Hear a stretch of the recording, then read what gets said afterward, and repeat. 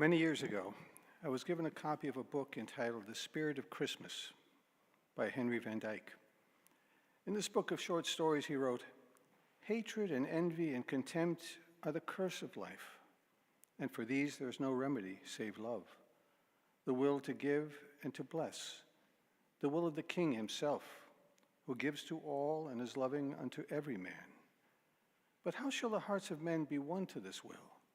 How shall it enter into them and possess them? Even the gods that men fashion for themselves are cruel and proud and false and unjust. How shall a miracle be wrought in human nature to reveal the meaning of humanity? How shall men be made like God?" And a little later in the story, he concluded, "Man shall be made like God, because the Son of God shall become a man." Welcome to our Advent evening of reflection. I'm Deacon Tony Conti, and our theme tonight is O come, Emmanuel. From Isaiah chapter 7, "Therefore the Lord himself will give you this sign. The virgin shall be with child and bear a son, and name him Emmanuel." Advent and Christmas were never about what we were going to get. They were always about who we already have, Emmanuel, God with us. Tonight we're going to try to leave all of our cares behind for a short time and rest in the presence of God in our Father's house. I'd ask you to just relax and close your eyes for a few minutes and listen carefully to the words of a familiar hymn sung perhaps in a very unfamiliar way by Kevin Bryady, a local Connecticut singer-songwriter from his CD, The Gathering. Perhaps tonight we'll hear these words anew, as if for the very first time. O come, Emmanuel, and ransom captive Israel that mourns in lonely exile here, until the Son of God appears. Rejoice, rejoice, Emmanuel shall come to thee, O Israel.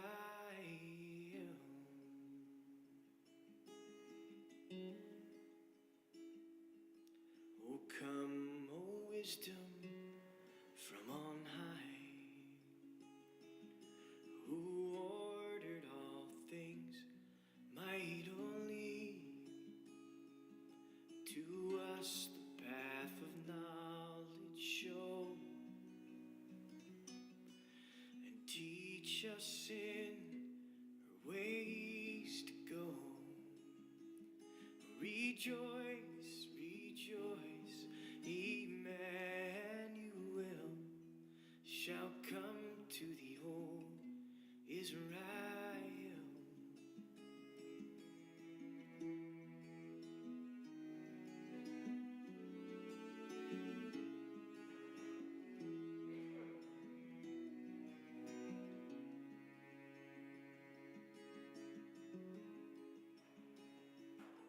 O come, O Key of David, come and open wide our heavenly home. Make safe the way that leads on high, and close the path of misery. And rejoice, rejoice, Emmanuel shall come to thee, Israel.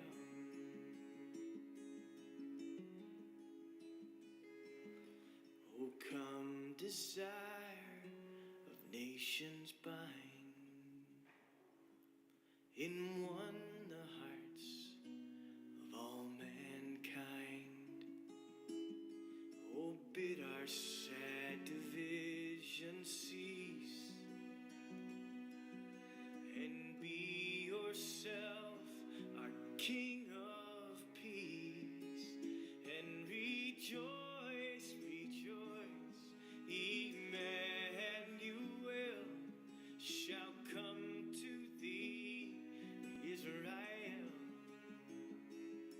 us rejoice, rejoice. Emmanuel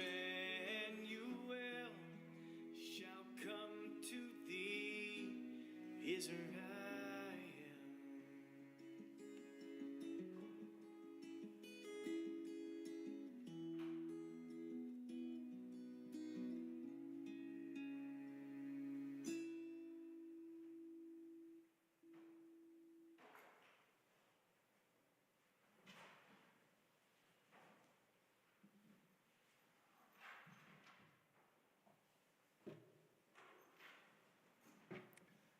The words of this hymn were taken from the O Antiphons of Advent, which are the 7 antiphons recited by the Church from December 17th through the 23rd at evening prayer. These antiphons reflect the prayers of all human beings, of all generations, of all times. They're the prayers of all who seek peace, the prayers of all of us here tonight who seek the King of Peace. The primary question we might ask ourselves tonight is this: when we awake on Monday, January 5th, 2026, and return to the normalcy of our daily lives, will our lives be different? Or will we just be exhausted and spent from another busy holiday season? Will we see the world and our role in it differently? Or will it just be the same old grind? The answers to these questions are often determined by what we're pursuing in life. What are we looking for? What are we seeking? Or perhaps we might even ask, who are we seeking? Many of us are here tonight because we want more than the world has to offer us. Perhaps we're seeking an end to the senseless violence, an end to the inhumanity, an end to the constant bickering and chaos, an end to the hatred that seems so prevalent. Perhaps we're simply seeking some quiet, or some peace, or some meaning in our lives. Maybe we're seeking a deeper relationship with God, or forgiveness, or encouragement, or healing, or simply some rest from everything that's going on around us and within us. Whatever form our seeking takes, our answers can ultimately be found in Emmanuel, God with us. Most of us picture Jesus as looking just like us. And the fact of the matter is that Jesus does look like us. He looks like all of us, every race, creed, and color. Because all human beings, regardless of race, creed, or color, are beloved sons and daughters of one and the same God. You see, we're all basically the same, and we're all connected, regardless of our religious, ethnic, political, or national differences. Until we're able to begin to learn to embrace this basic truth of our existence, we will invariably continue to divide and separate and judge and hate, rather than learning to see Christ in all of our fellow human beings, even in our perceived enemies. Now, this is admittedly a tall order, but if we truly want to be faithful to Christ's teachings, if we truly want to welcome Christ more fully into our hearts this Christmas season and every day, Jesus requires nothing less of us. Tonight, we're going to spend some time reflecting upon the words of this hymn, verse by verse, and try to see these words as a universal prayer, a prayer that lives deep within the hearts of all mankind. So let's begin with the first verse. O come, Emmanuel, and ransom captive Israel, that mourns in lonely exile here until the Son of God appears. In the busyness of modern life, do we sometimes feel like a captive, like we're on a treadmill that we can't seem to slow down or get off? Although we seldom reflect upon it, we're often captives of our own making. We can imprison ourselves in ignorance, stubbornness, pride, unforgiveness, self-condemnation, fear. We each have our own unique lists. Do we sometimes feel like an exile, like we're far from our true home? We are, in fact, all exiles, because we're all far from our true home. The fact of the matter is that we're just passing through this life. We're all sojourners in this world. In order to keep things in perspective, we need to constantly remind ourselves that this isn't our permanent home. We're here for a short time to learn how to live fully human lives. It's in learning how to love that we become more fully human. Jesus came to show us how to live by showing us how to love. Jesus' teachings taught us that the fullness of our humanity hinges on our embrace of empathy and compassion as a way of life. Because without these virtues, we're simply unable to live fully human lives. In many ways, our trials in life are designed to teach us these virtues, to help us to appreciate how important they are in living a full and satisfying life. Empathy and compassion are always choices that we can exercise in every situation, but only if we choose to do so. Jesus' life was a life of empathy and compassion for others. Advent is a good time to ask ourselves if we're really living as he would have us live. Specifically, are we doing our best to try to live lives of empathy and compassion? David Brooks, a columnist for the New York Times, once wrote, "The opposite of love is not hate, it's indifference. And indifference is an absolutely terrible state to endure." Our world at large seems to be suffering from an epidemic of indifference, from a shortage of empathy and compassion for others. And each of us, as practicing Christians, are called to play a role in countering this epidemic. This Advent and every day, we're called to end our indifference towards others by choosing to make empathy and compassion bedrocks of the life that we'll live going forward. By refusing to turn our heads when we see injustice and cruelty, by advocating for those less fortunate than ourselves, by doing our small part each day in treating everyone we meet with the dignity and respect that's due every human being. Every act of kindness, every act of empathy, every act of compassion, every act of forgiveness, every act of charity, no matter how small, ripples through the world, making it just a little more tolerable, a little more peaceful, and a little more hopeful. Advent is a time of reassessment, a time to decide how we will welcome Jesus into our world, and perhaps even more importantly, what type of world we will welcome him into. The incarnation of the Son of God wasn't a one-time historical event. We're asked each day to invite Christ to be reborn within us and within the world. But in order for this to happen, we must desire it sufficiently to be willing to allow him to transform our lives, to change us. And change, as we know, is never easy.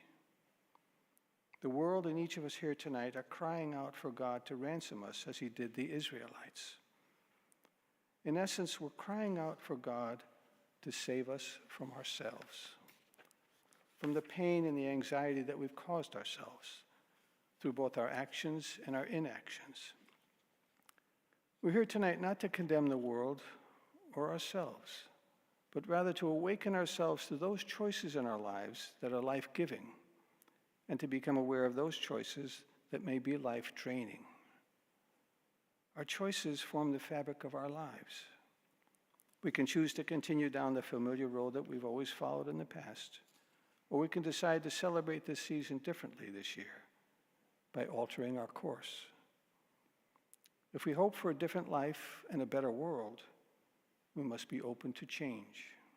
And the change that's necessary always starts with each of us. O come, O wisdom from on high, who ordered all things mightily, to us the path of knowledge show, and teach us in her ways to go.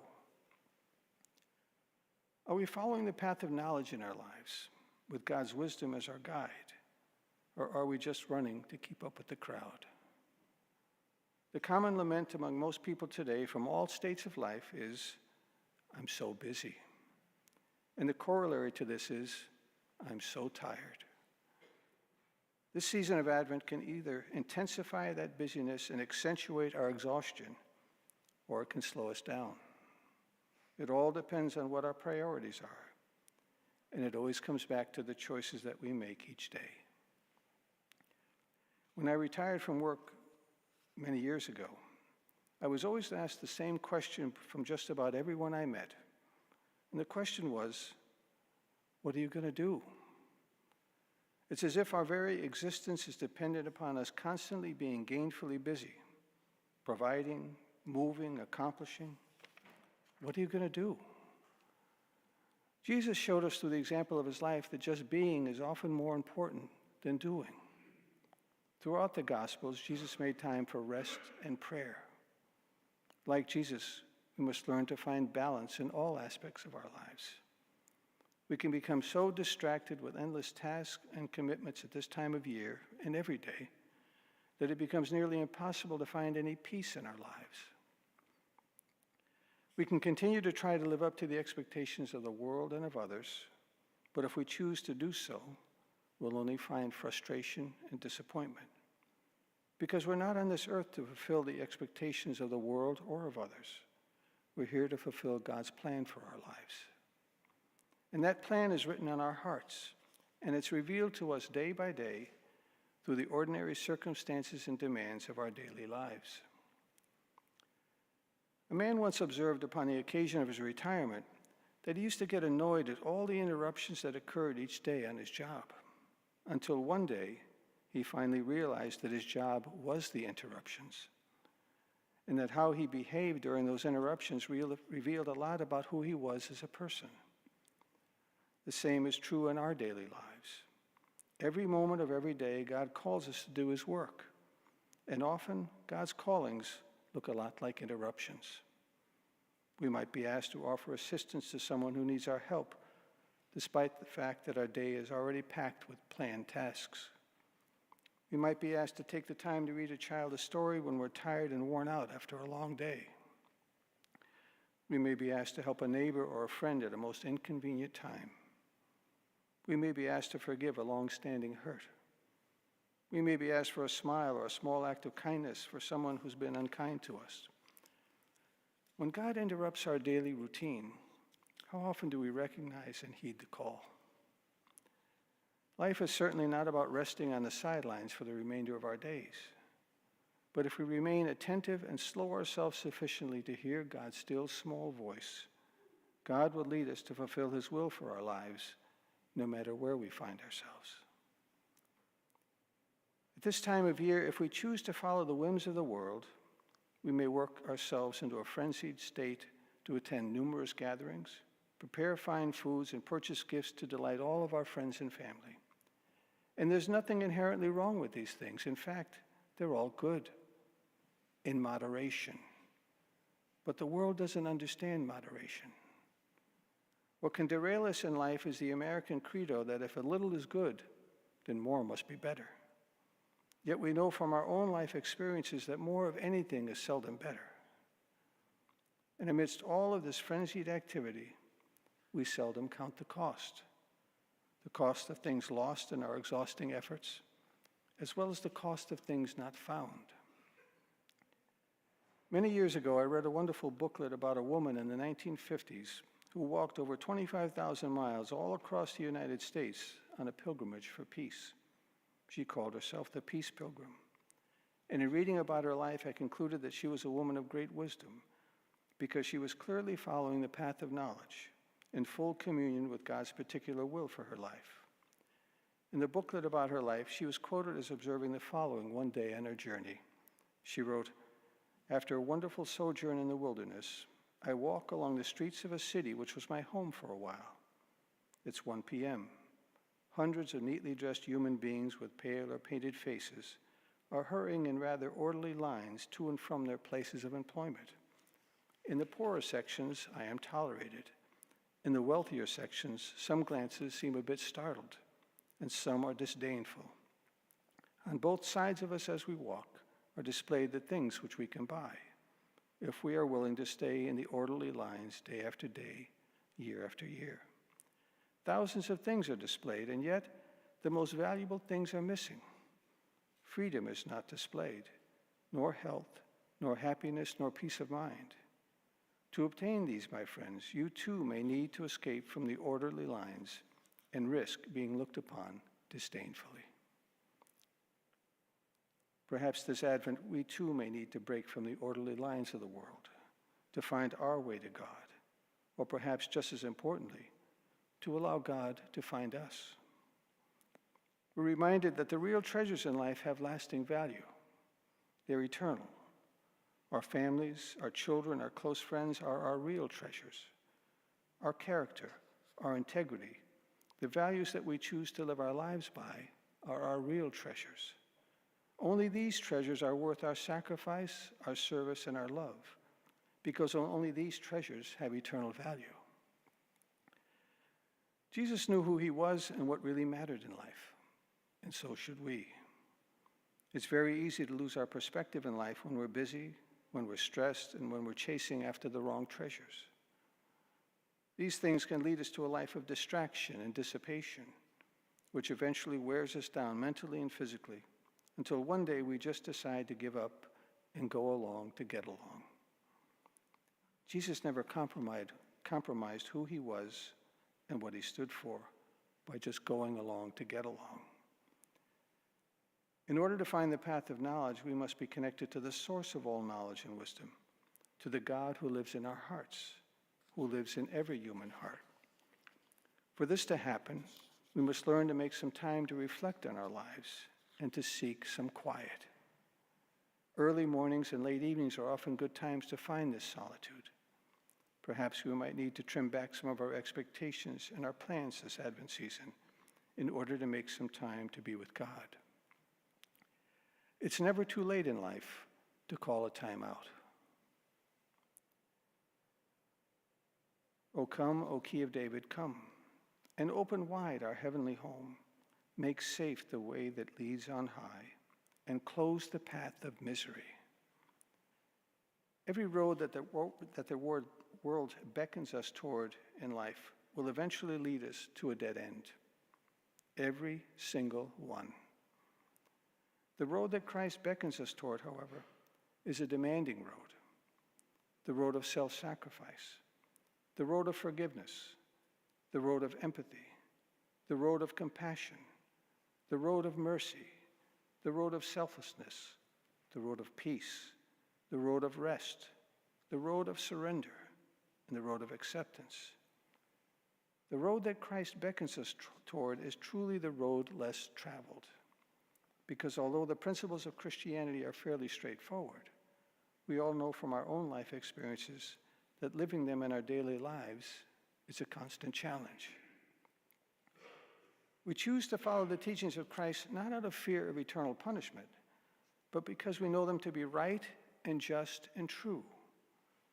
Jesus calls us to live a life of character and integrity, which requires sacrifice, discipline, and commitment, and perhaps most importantly, courage.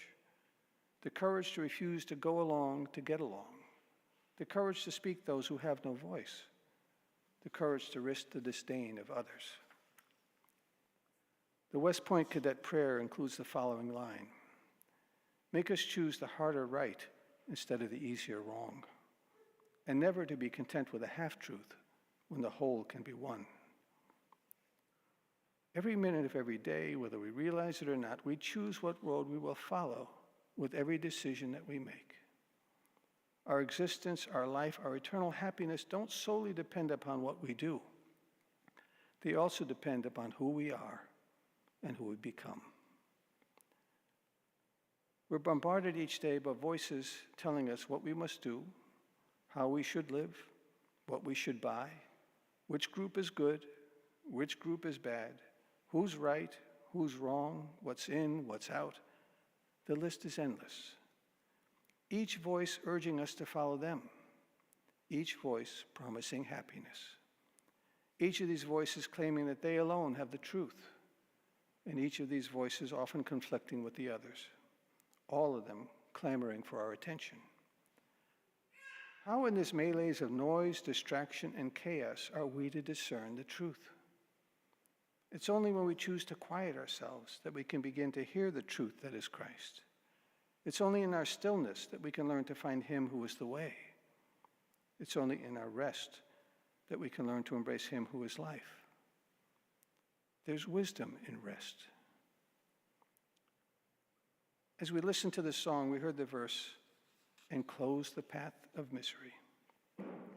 We suffer when things don't go our way in life, when life throws us a curveball, and we just don't know how to respond. When we lose something or someone that's dear to us. There are many forms of suffering, but there's only one answer to ultimately deal with it: surrender. The redemptive nature of suffering is first and foremost a mystery of our Christian faith. Suffering is not to be desired, sought out, glorified, or even allowed through our refusal to do what's in our power to alleviate it. But when suffering is inevitable, after using all the means at our disposal to minimize it, we're called to embrace it through our surrender to God. This doesn't mean that we just allow life to happen to us without our intervention. What it means is that once we've done everything in our limited power to alleviate suffering, we choose to accept and to surrender to what remains and make peace with it, allowing God to take over. One of the greatest lessons in life is that we're all called to accept our powerlessness.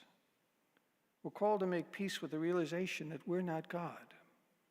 We're called to accept the reality that life isn't like Burger King. We can't always have it our way. There's a universal truth that we must never forget. God wastes nothing. And therefore, even suffering and pain can be transformed into something good, but only if we let go of our need to control through our acceptance and surrender. Life is never without suffering, trials, or difficulties, because despite our distaste for these experiences, they're often necessary for our continued transformation. We close the path of misery through our choice to accept and to surrender to what we cannot change. We need to understand, however, that there's a big difference between giving up and surrendering. When we give up, we lose hope. We feel like a failure, and we diminish ourselves. But surrendering is different. When we freely choose to surrender to God, we're not giving up. We're merely acknowledging that God has a place in our lives, and that we can often get ahead of God in trying to fix whatever it is that's plaguing us. It's accepting and believing that although things may not have turned out as we had hoped, God still has a plan for our lives, and that we need patient trust to allow that plan to reveal itself to us. There's a peace and a sense of relief in letting go of what we cannot change, and in learning to trust in God to transform our pain. And what does God transform? God transforms us in helping us to see through new eyes. When we freely choose to surrender to God, God slowly leads us along the path of knowledge and wisdom that brings new life and new possibilities. We pray a prayer of surrender each time we pray the Our Father. Thy kingdom come, thy will be done. Life is a constant dance with God. Our problems arise when we insist on leading. O come, desire of nations, bind in one the hearts of all mankind. O bid our sad division cease, and be yourself our King of peace. We often find ourselves living in an us and them world. In an us and them world, one group believes that they're right, while the other side is perceived as not only wrong, but also evil and unworthy of respect as fellow human beings. How can we possibly welcome Jesus into this world? As documentarian Ken Burns noted, there's only us. There is no them. Jesus never separated himself from any human being. Jesus refused to take the bait from the religious leaders of his time to shun those who were considered unworthy of God's love, to condemn those who didn't fit in, to avoid those who were considered unclean, to ignore those who were on the margins of society. Jesus treated everyone he met with the same respect for their dignity that's due every human being, as fellow sons and daughters of the same Father in heaven, regardless of their societal standing, religious belief, lack of belief, sickness, gender, or lifestyle. The question we need to ask ourselves this Advent and every day is, can we each say the same? Peace must begin in our hearts, hearts filled with the empathy and compassion of Christ for all human beings. This is the peace that Christ came to bring us, a peace for all of humanity and a peace for all ages. This is what we're called to celebrate at Christmas and every day, the entry of the Prince of Peace into our world. Until we can begin to appreciate the connectedness of all mankind as creations of the same Father in heaven, our sad divisions will never cease. Everything that we do can be an act of worship, because everything and everyone, by virtue of their creation by the one and the same God, is sacred. Every life is sacred because of the sacred in every life. When we begin to see everyone and everything as fellow creations of the one true God, we begin to enter the path that leads to peace. Everything changes when we can learn to change our point of view, when we can begin to change our perspective, when we can learn to respond rather than to react to life situations. We're not called to administer judgment. We're not called to identify all that's wrong with the world or even all that's wrong with ourselves. God ultimately calls us only to one thing: to love ourselves and others as He loves us. The hearts of all mankind will only be bound together one heart at a time, and that's where we come in. Our role in changing the world doesn't involve changing others. It involves changing ourselves. And we do this when we change our outlook, when we allow ourselves to see things differently, when we allow ourselves to begin to see through the eyes of Christ. We allow change and transformation in our lives when we learn to choose love over fear. On the opposite end, we miss the mark when we allow the world to control us, when we allow our emotions or our prejudices to guide us, and when we try to control life itself. Rejoice, rejoice, Emmanuel shall come to thee, O Israel. How then can Advent and every day be a time of true joy for us? How can we learn to rejoice in Emmanuel, God with us, in the midst of the chaos of the world that we find ourselves in? How can we make this Christmas season different? Perhaps we can start by learning to let go of our expectations, not only for Advent, but for our lives in general.